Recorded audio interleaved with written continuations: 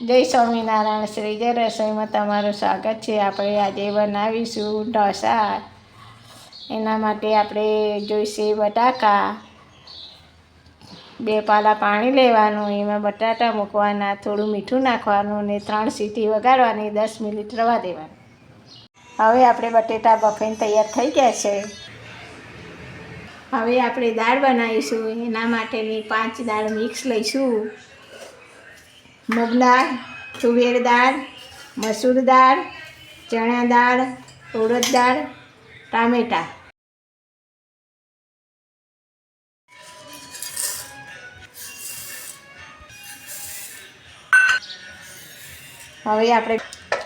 હવે આપણે પાણીથી ધોઈ સાફ કરી નાખવાની, 2 પાણીથી।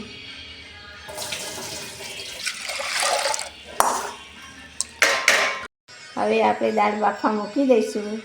એની અંદર 2 ટામેટાં, 1 ચમચી મીઠું, 1 ચમચી હળદર, 1 ચમચી લાલ મરચું।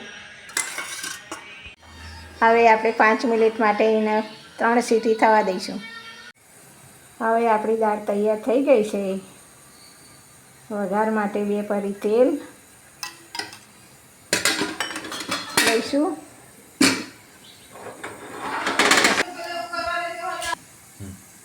હવે આપણે વઘારમાં જીરું નાખીશું, થોડી રાઈ નાખીશું,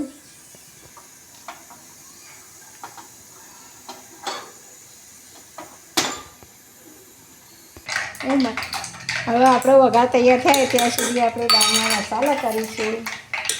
ધાણા જીરું નાખીશું,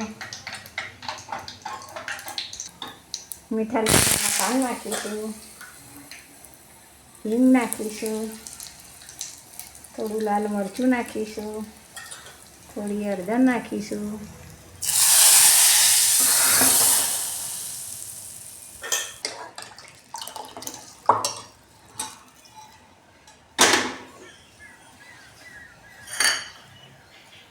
હવે થોડા ધાણા નાખીશું,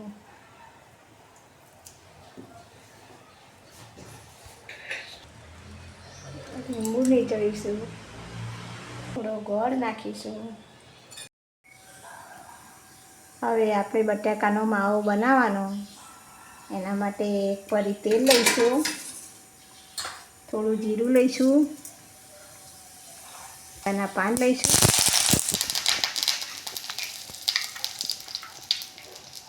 એક લીલું મરચું લઈશું,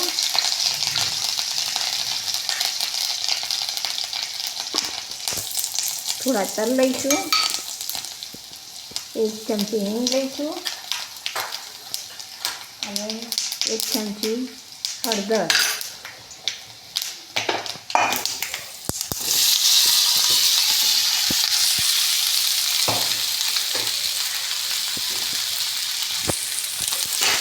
આ રીતે મિક્સ કરી દેવાનું। ઢોસા માટેનો બટાકાનો માવો તૈયાર।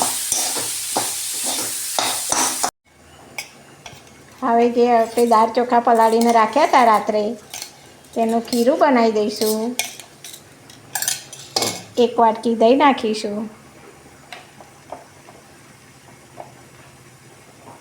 અને થોડું પાણી। હવે ક્રશ કરી લઈશું। ઢોસાનું ખીરું મિક્સરમાં દળી તૈયાર થઈ ગયું છે। આપણે એના માટે એટલું સોફ્ટ રાખવાનું, એના માટે ઢોસા સરસ થઈ જાય। તૈયાર કમ્પ્લીટ થઈ ગયું છે।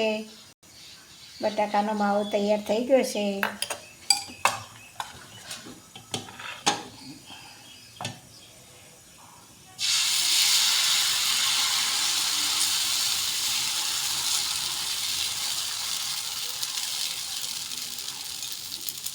આ રીતે આપણો ઢોસો બનાવવાનો। હવાને થોડી વારે પલટાવવાનું। પછી આપણે એને મસાલો ઢોસો કરવાનો હોય તો એની અંદર મસાલો મૂકી દેવાનો આ રીતનો।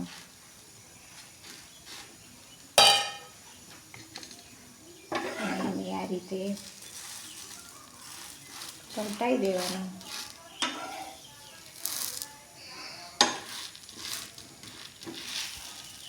રીતે એને પલટાઈ દેવાનું.